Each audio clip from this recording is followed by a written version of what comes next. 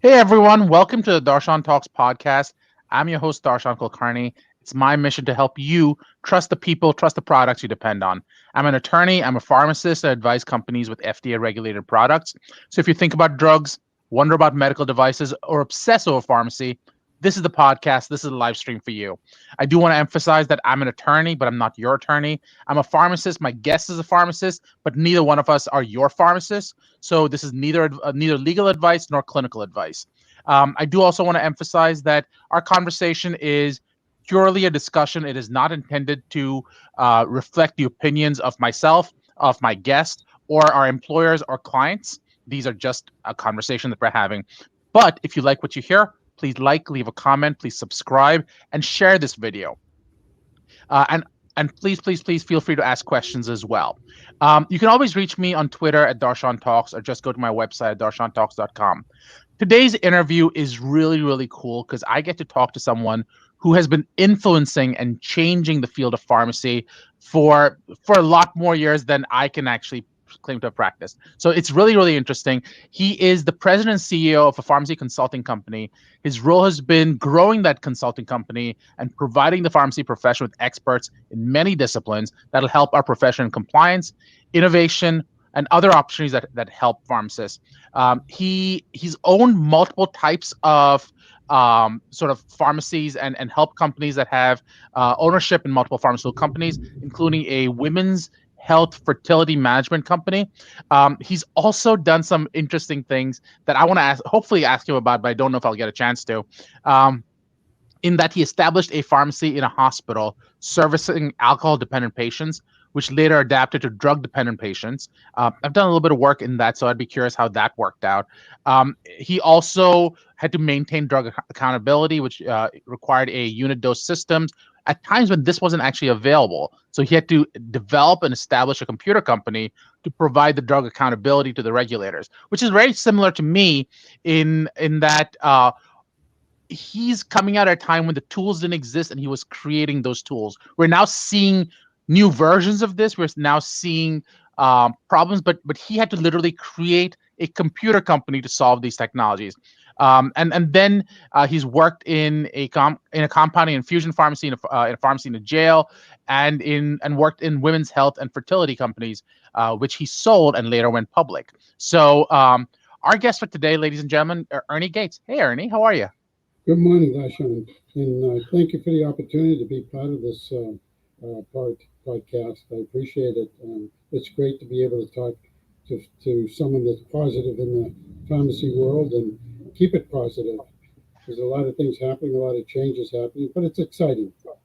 Which is really the interesting part, right, Ernie? I find, and thank you for coming on. The first thing you mentioned is that there are a lot of changes happening. What are the big changes you're seeing in the pharmacy world that you're sort of wondering if it's going to take? Like, what are some things that you're sort of exploring?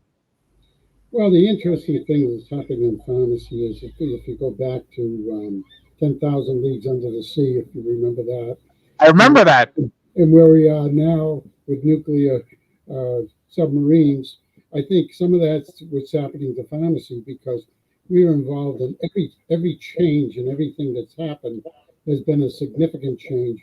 And I have to say, most of those gave us the opportunity to do things that we're making pharmacy more better and professional because it's always hard. Nothing is ever forever, no matter what we Great. type and what we do. And so my goal when I had a pharmacy, it was a small town, 11,000 people in the town. The one thing I was blessed with is I had good mentors. And one of the mentors say, it's not going to be forever that the retail pharmacy is going to be able to survive in the future. However, there'll probably be always a retail pharmacy if they can keep up and at least have the changes that they can make. In today's day and age, changes are significant, and a lot of us, a lot of pharmacists are trying to change with the times, and they were doing well in the past, but because of insurers, new technology, a whole bunch of issues that we find, at least the education I got is I feel like I've gone to Harvard since I've been in this consulting business, and it has given me a major things that I didn't think would ever happen are happening, but they are good. And I think that the world of pharmacy should change. We're not lick, stick, and pour type of business anymore. We're a different entity, and we have the opportunity to open that opportunity for our professional careers. I think you're right though, Ernie, but I think someone like you has changed with the times. But for every person like you who's changed with the times, I hear about pharmacists burnout. I hear about pharmacists saying, what other opportunities do I have? Because I hate my job in retail pharmacy. But you changed all that. You didn't follow the paradigm. So what kind of advice do you give to these pharmacists who are going, you know what? I need to get out of this and I don't know where to go. Look where you are now, and remember, that's not going to be the same tomorrow. And that's one big piece of advice. And I always learned that. And you know what happens to us all that most people don't realize is that, these organizations out there are phenomenal. All our pharmacy organizations are doing the very best they can. However, it's up to us to network out there, find out these opportunities exist, and see how they're existing. You don't learn change by being, it's like you don't see the trees beyond the fire, beyond it. You don't see the trees beyond the trees. So my feeling is if you don't change, you're going to be, and realize what's outside, you're not going to survive. And the reason for that is not because you're not doing a good job on what you do, but there's different idiosyncrasies. For example, technology is critical of what changed pill packing, for example. I see that in retail pharmacies now. Unless you're doing pill pack, you don't have a competitive edge anymore. These type of things that are happening, they may be not things that you want to see or do, but that's the reality. If we don't go with the times, we're only going to end up falling behind. And that's why I say that never look at anything forever. Always try to look for the future. Don't change tomorrow everything, but learn about it. When I made changes, I always researched it and see if it was something I even liked. Because part of the problem, if you don't like it, how are you going to change it to be effective, right? I mean, you get into something, you go to work every day and you want to say, hey, listen, I dread being here, but it's nice to say, man, I can't wait to go to work and see what we can do to make things better. So it's funny you talk about Pillpack being the game changer, and you talk about the fact that now if you don't have some version of Pillpack, and when you say Pillpack, you're obviously talking about the medications being put into little baggies that have the 2, 3, 4 pills that you might be taking, say for breakfast, and then a separate one for lunch, so that way you can keep track, and that helps with compliance, for example.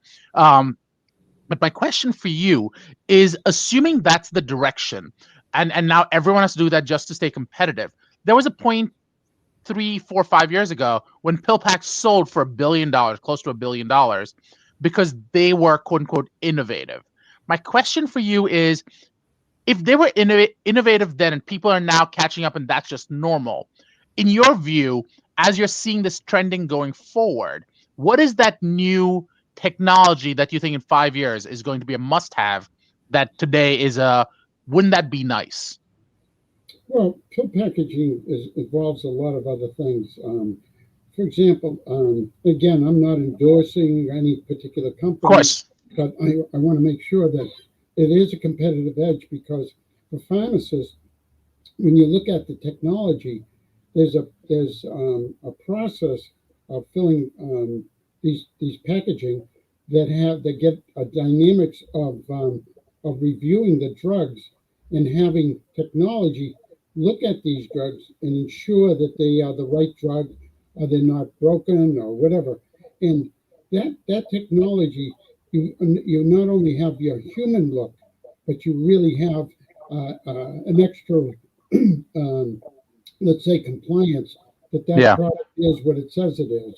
And when you do multiple tablets, they read that tablet multiple different ways. So from a practice point of view, it's a phenomenal thing for checking for pharmacists that adds value to the pharmacy. So less errors is ultimately what it'll do.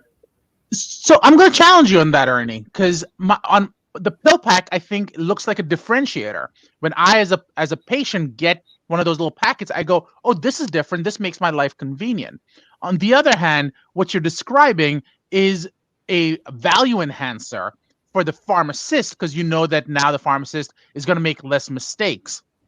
My question for you is: do you think that what you're describing as this safety enhancement mechanism, for lack of a better term, is that, are patients going to see the value in it? Is there an ROI for the pharmacy with that, or is that more a risk adjustment technique, if you will?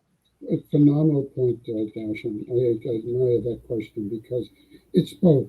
In today's day and age, people taking more than 12 drugs, some of them are taking 15 drugs. Yeah. So when you put in a compliance packaging, morning, noon, it's already in that package. So Yeah. it reduces and increases compliance for the patient. Right. For the pharmacist, it's only another added value for them to check and reduce the error component that human beings can make. I mean, we're all human, and Right. sometimes we see things, something might disturb us, or there's always room for error. Anytime you have any added value that you can correct error, that's not a bad thing to have. Absolutely. So, go ahead. It doesn't stop the pharmacist from final check, by the way. Right. So here's my next question. So we talked a little bit about this technology being the direction of compliance packaging, if you will. Let me ask you about another technology, which is telemedicine.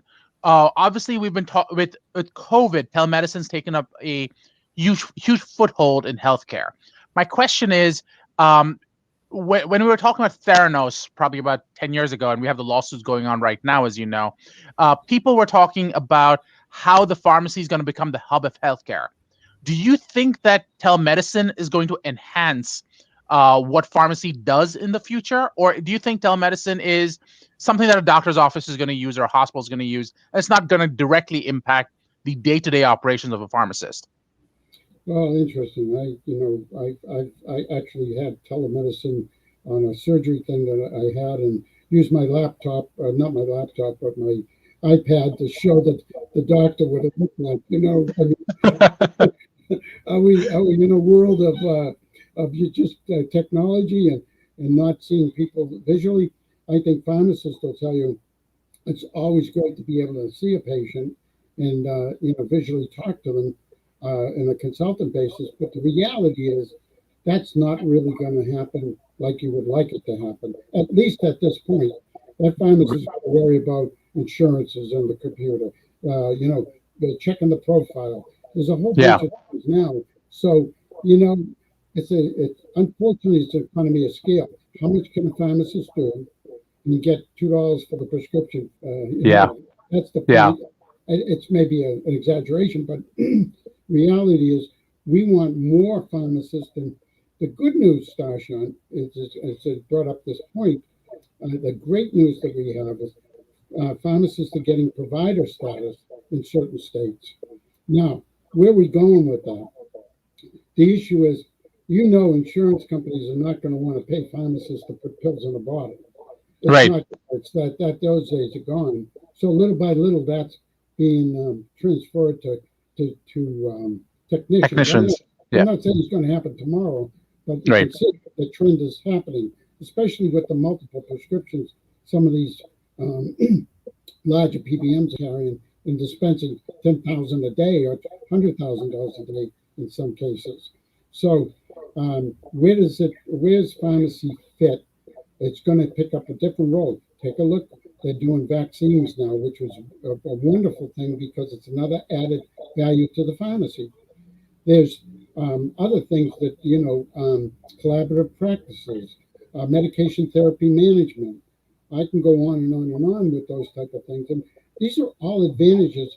But one of the problems is, how do a pharmacist get paid for the clinical value? out in the pharmacy world. So yeah, you can get it in the hospitals to a certain degree, but that's not been formulated that there are going to be hundreds of pharmacists being in pharmacy. And reality is, when you have a pharmacist working with a physician, that's a phenomenal added value to the physician, because what do they learn? Most of all the pharmacists and Pharm.Ds, as you know, they're being trained as clinicians, and Mhm. so what do they do with that? They get into a large pharmacy and they're filling prescriptions, but they don't have the opportunity to utilize what they're actually trained for. So they have to learn the rudimentary things of putting pills in a bottle, putting a label, checking it, and all that. Which I'm not demising that isn't a great world, and it helped start our world of pharmacy into a higher perspective. Things have changed, and we got to change with it. And the more we have for compliance, safety of patients, and communication with doctors, I envision the EMRs. We should all have advantage of having the EMRs as pharmacy. And of course, pharmacy doesn't have any EMRs. So how do you get the medical records to really see what a patient's taking? But can you imagine if that pharmacist did clinical work just with certain patients taking 12 drugs, what the value could be, and probably lessen that patient down to 3 or 5, maybe 10. Who knows? So I have a different view on provider status. I found, and I'm going to be honest with it, and I'm going to sort of put it out there because I love talking to someone as smart as you who's going to teach me something that I hadn't thought of before. But my thought process is, I feel like provider status for me. I mean, I went to pharmacy school. I graduated from pharmacy school in '02, so it's literally been almost 20 years next year. Wow, in like 4 months it'll be 20 years. Um, and we were talking provider status then, and provider status has been elusive for so long, and it's been to me a a solution in need of a problem. And what I mean by that is, every provider I talk to, whether it's physicians, whether it's PAs, whether it's NPs, they're all complaining about how they don't get paid enough. So I find that the idea of us pursuing provider status to be problematic, not because wouldn't it be great, but the question is, could we add better value elsewhere? And when I think about that, I think about something like what Gates Healthcare does itself. We are, as a profession, we're the only ones allowed to compound. Well, physicians are as well, but that's not what their core business is. We are allowed to get into compliance and make sure that we meet the patient's needs, the place where they are, as opposed to being just another provider in the process. So while I see your perspective on how we've helped with vaccines and how we've helped with MTMs and collaborative practice agreements and the like, I wonder if our efforts as a profession, if our efforts as a group of healthcare professionals is better used in an area of practice that's simply not being met. Whether we're talking about fertility treatments, like you were talking about, that are customized for individuals, veterinary medicine, or anything like 503A and 503B facilities for the most part. I mean, we're seeing other conversations happening right now around pharmacogenomics and interpreting those values. And yes, there's a whole argument about what that could look like. But are there better places to spend our political efforts? And what's your take on that?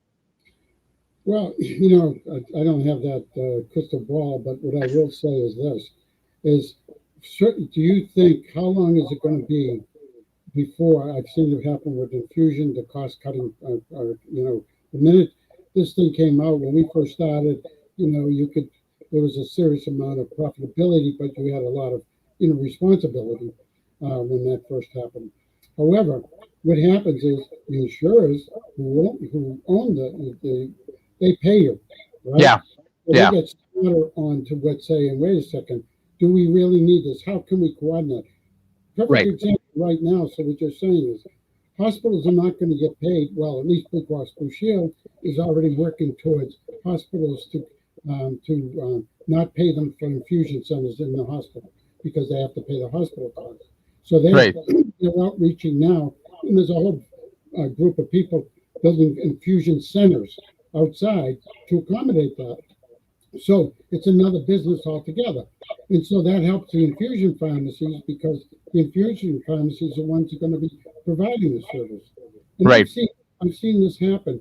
So my point to all this here is always, no matter what you do, there's going to be cost. It's a financial issue that goes on. How long are we going to be paid as the erosion of the drug reimbursement goes? What's the opportunity for providing services opens the door for so many other things. Look at us in the consulting business now.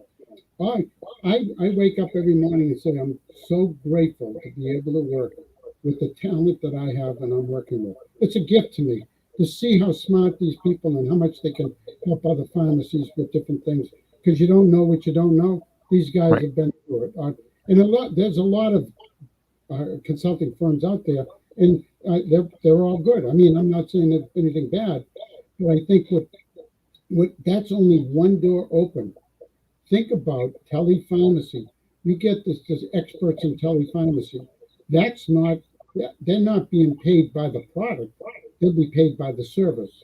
Specialty pharmacy, you got the accreditation factor where you need the clinicians reviewing this. So shouldn't they be paid for the clinician part of it rather than the drug part of it? I'm going to give you something that I said a long time ago. I'll give the drug away, but pay me for my services. That's the Huh. way.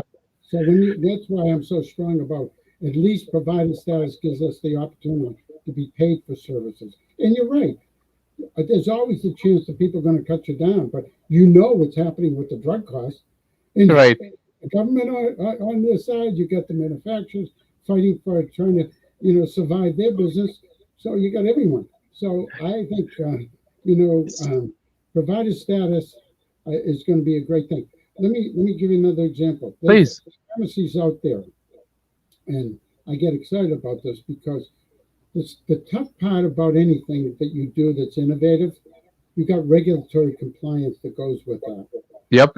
And how do you catch up? Our boards of pharmacy are doing a tough job of trying to renew some of the antiquated regulations and bring them up to date because technology is going so faster than they can change the rules, right? Yeah. So where is all this heading? In order to do a good job and give better patient care, I'm convinced that pharmacist that looks at a patient and does the reviews and all that type of stuff as much as they can do clinically, MTM or whatever I said, gave a whole list of things that not only can save cost of drugs, and it's just like in a hospital, one pharmacist that's helping build a formulary can save the hospital millions of dollars, right? Just Yeah. in formulary compliance. So there's Yeah. a lot of drugs are the same, and which one do you go with? Of course, nowadays everything's going with cost. But it Right. all comes down, if you think about it, that shrinkage to be paid for the drug in today's day and age is getting less and less and less. The only way you can survive now, in a better way, is the specialty pharmacy. The specialty pharmacies are doing a great job, and they're going into the process of making sure that they're doing a good job of having these accreditations to make sure they're doing a good job.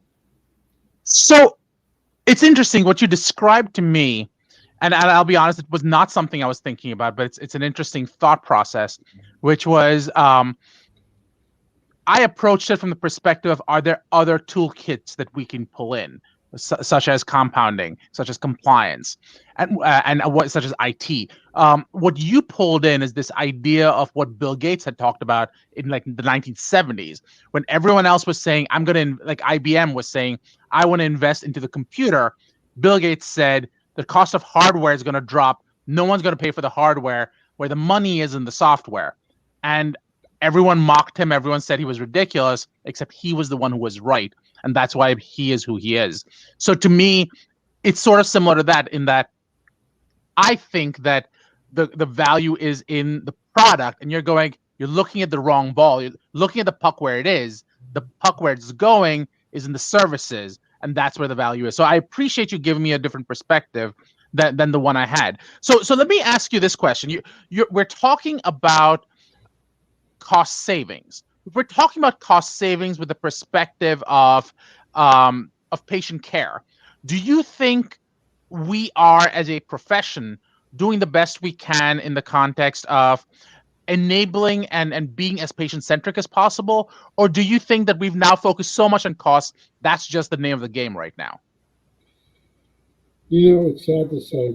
People used to say medicine is not a business. But as you go along, you take a look, finances have a big factor in survival because all of us love to be philanthropists. I'd love to be a philanthropist and give everything away. But how do you keep on going? How does anybody, whether it's the manufacturers, the research and development, but today's day and age, the interesting thing is if you look at technology and drugs now, where are we heading? You said pharmacists, genomics. They can pick out a patient taking 6 drugs and say, no, these are the drugs that are not going to work for them. Just think of the value right there. You get that identifiers that they can say, it's blood pressure. That's why it's not working, because of your genomics, right? So you go into that depth. That's a little far up, and it's getting better and better all the time. I mean, I remember just in the fertility world, if they picked out, they can identify eggs that, that shouldn't be retrievable because they have the potential of a disease state of some sort. So the advancements in all these type of things that we have, pharmacy is no different. We're going into a biotech. What's the difference between biotech and taking drugs that help symptoms, right? So the biotech are going after the cure, and each time they're getting better and better. So I don't say biotech is the only world. Right. It's the future. For example, shingles, things. That's where pharmacists now are enlarging the opportunities. Like I said, from a provider agreement, I think they do better. Give the vaccine away and provide the service.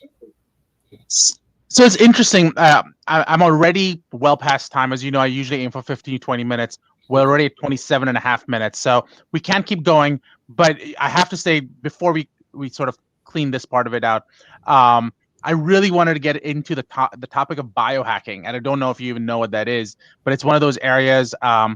You talked about biotech, and biotech is about, as you said, addressing the cure, if you will, depending on how you're doing this.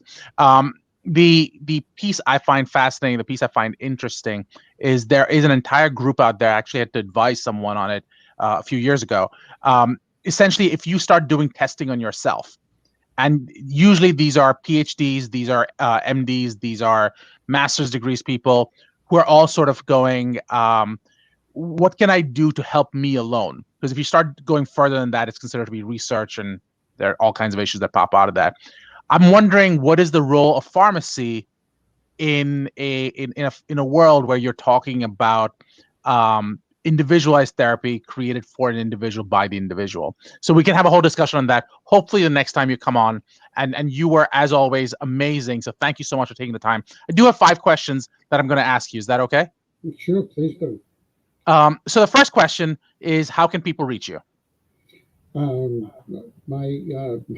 I'll give you my personal email because I like talking to people. It's ernie.gates@gatesconsult.com. Perfect. So that's going to be ernie.gates@gatesconsult.com. They can also go to your website at gateshealthcareassociates.com as well, which is scrolling below. My next question for you, what would you like to ask the audience? I guess the audience, I want to make sure that I try to identify some things. Things may seem far-fetched from what I see, but I legitimately want to tell you that these are beliefs that I see that's happening from my perspective. And we're in 48 states, we're in Canada, and I see the views of what's happening, the reality of what's happening, which scares a lot of us, but it's happening. So you can't change something that's happening. And right. So we try to make sure that our clients are prepared for whatever we have to do to make sure they are prepared for the future. So very cool. Is that something that the audience agrees with? I'd like to know that. There you go. So here's my question. What's something you've learned in the last month? About monitoring, I think I spoke About to you. monitoring. Tell us more. Okay, monitoring is it's not new, but we're in a compliance business to make sure the pharmacists, don't lose licenses and so forth or whatever for something they didn't know. And most people are not doing things deliberately. And so there's a new aspect that we have been very populated with is monitoring pharmacies that have been to prevent punitive actions by the board or by the FDA, that we pull up an agreement and we use reports that we develop and submit them to the board, whether it's monthly, quarterly. It depends on the case after Darshans of the world, legal people, came up with the agreement that it was, and some of them are up to 5 years. But the big thing on that is people can keep their business going and they don't lose their business. And I'm seeing more and more of that. And we have quite a few people now that have entertained that rather than take the punitive action or the high,